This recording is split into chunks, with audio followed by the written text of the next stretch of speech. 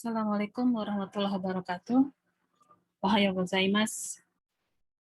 Masih seri penjelasan partikel ya. Kali ini saya akan menjelaskan partikel D.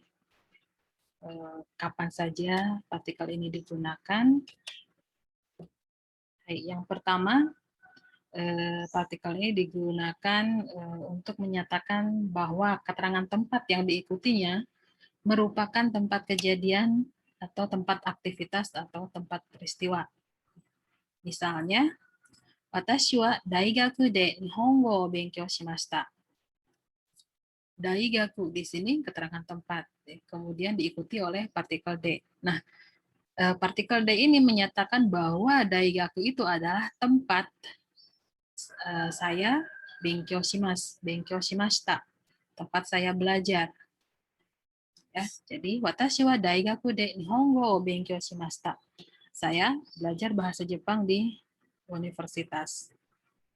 Contoh berikutnya, matsuri wa Kyoto de okonawarimashita. Festival diadakan di Kyoto. Di Kyoto ini tempat festival itu diadakan. Sugi, restoran de shokuji o suru tsumori desu. Saya berencana atau saya ingin makan di restoran. Sugi, Kosoku doro de jiko ga okimashita. Ya, telah terjadi kecelakaan di jalan tol. Jadi jalan tol tersebut merupakan tempat terjadinya peristiwa. Berikutnya,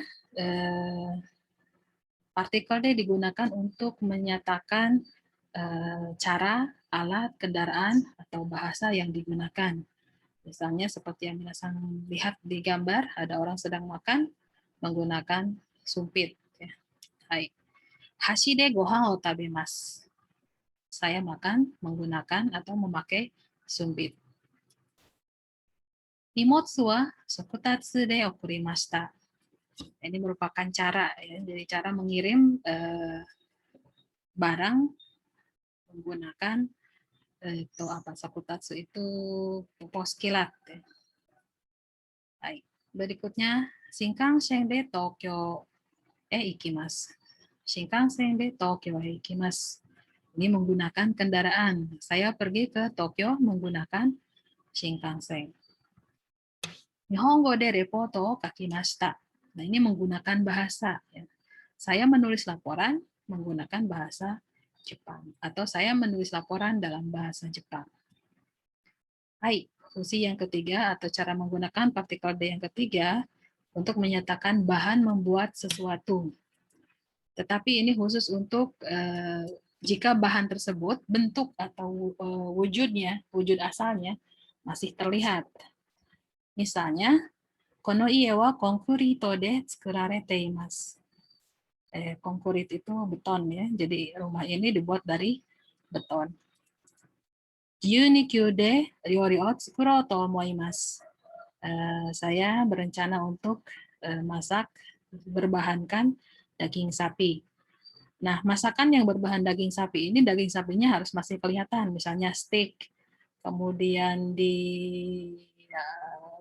gepuk, di apa ya, empal gentong misalnya, kemudian yakiniku, sukiyaki seperti itu, dagingnya masih kelihatan ya.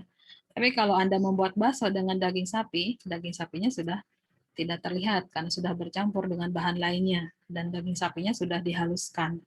Jadi sudah tidak terlihat lagi. Berikutnya, konofuku wa kami de tsukurimashita. Baju ini terbuat dari kertas. Nah, ini. Bagaimana jika wujud bahan aslinya sudah tidak terlihat? Kita gunakan partikel kara.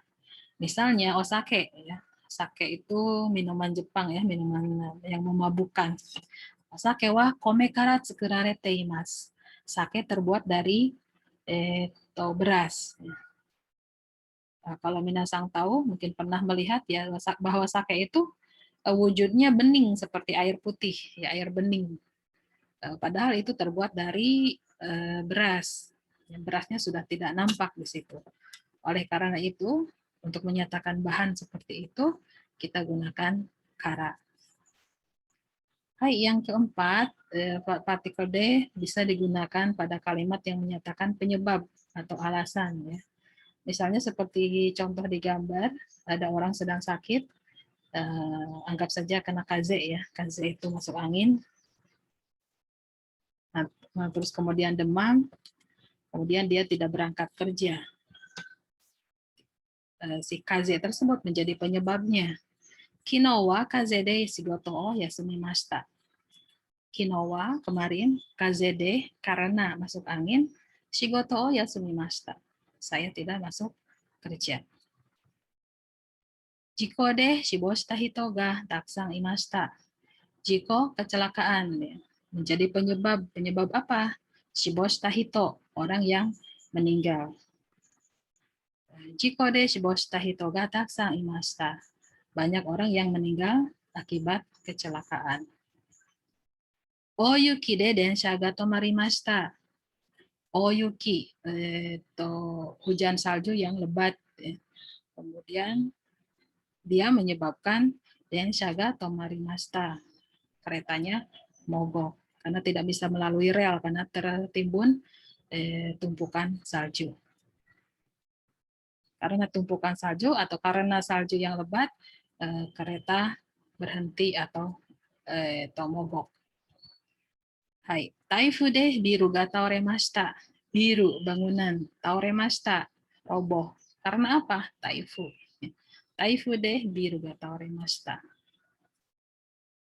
Segi yang kelima, partikel D digunakan pada kalimat yang menyatakan dalam keadaan bagaimana sesuatu terjadi atau dilakukan. Dalam keadaan bagaimana. Contoh, sumimasen ga mou skoshi ouki koe de hanashite kudasai. Nah, di sini sesuatu yang dilakukannya itu adalah hadashimasu. Dalam keadaan bagaimana? Ouki koe de. Ya. Dalam atau dengan suara yang suara itu tinggi atau besar ya. Ini artinya tidak begitu terdengar, jadi minta tolong supaya orang yang berbicara meninggikan volume bicaranya. Contoh lain, genkin de motte ikanai hoga ito omoimasu. Ini saran, sebaiknya jangan membawa uang dalam bentuk cash, genkin, uang tunai. Akachan wa ogoe de naite imasu. Bayi itu menangis dengan suara yang kencang. Baik, puji des. Mohon maaf. Akachan wa ogoe de naite imasu. Jadi dalam keadaan bagaimana dia menangis? Ogoe de, dalam keadaan atau dengan suara yang keras. Hadashi de sunahama o arukimasu. Sunahama pantai ya, pantai berpasir. Arukimasu, jalan di pantai dengan telanjang kaki. Jadi begitu ya. Jadi partikel D di sini pada contoh-contoh kalimat ini menerangkan bahwa perbuatan itu dilakukan dengan atau dalam keadaan bagaimana. Keadaannya itu seperti tadi, moskoshi oki koe, genking, ogoe, hadashi. Gitu. Baik, okubang. Untuk menyatakan batasan atau tenggat waktu. Misalnya, kono shigoto wa 1週間でできると思います. Ini tenggat waktunya, atau ininya ya, batasan waktunya 1週間, dalam waktu 1 minggu. Kono shigoto wa, pekerjaan ini, menurut saya bisa dilakukan dalam waktu 1 minggu. Oke. Sono eki wa 30 分で行けます. Kalau menuju ke stasiun itu bisa kita apa ya, ikemas bahasa Indonesianya, bisa kita datang, bisa kita ya untuk menuju ke sana pokoknya ya, untuk menuju ke stasiun itu bisa dilakukan dalam waktu 3 menit. Maaf, 30 menit. Gohan ga 10分でできるから待っててください.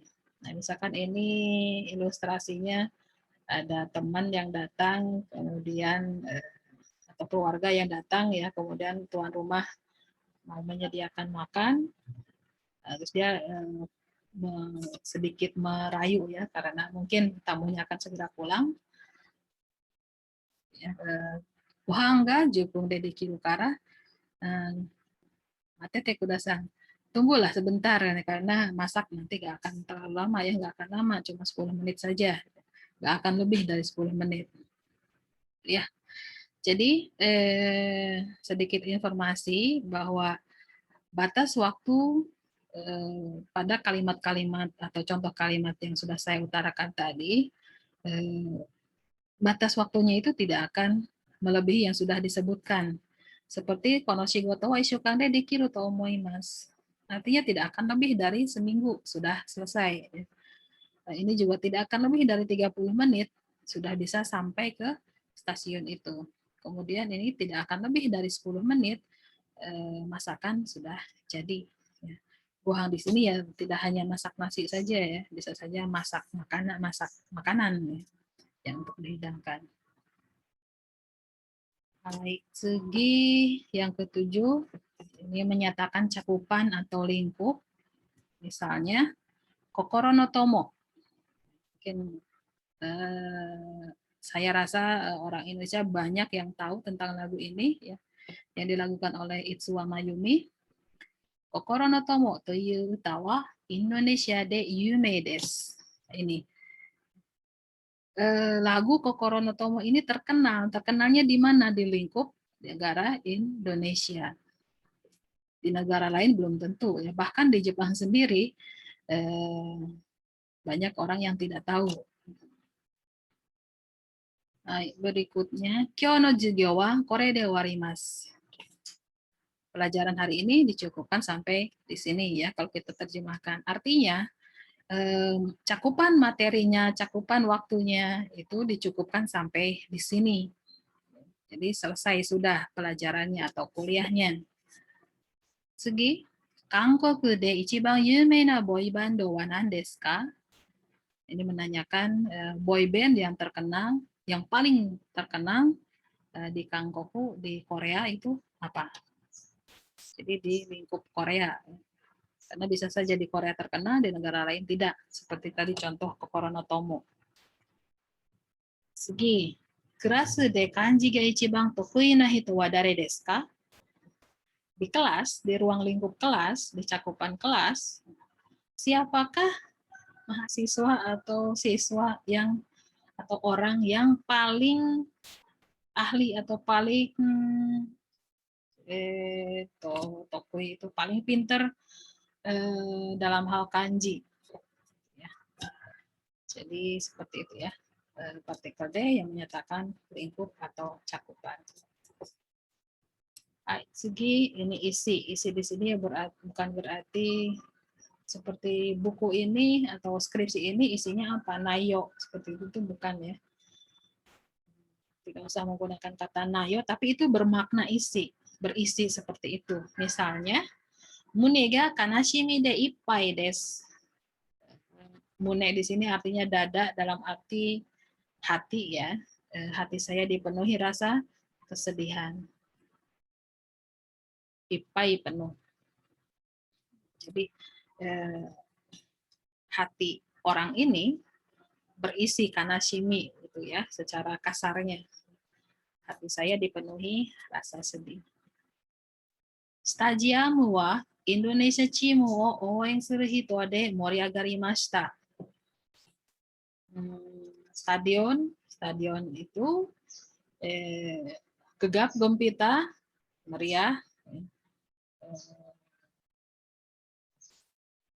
oleh orang-orang yang mendukung tim Indonesia.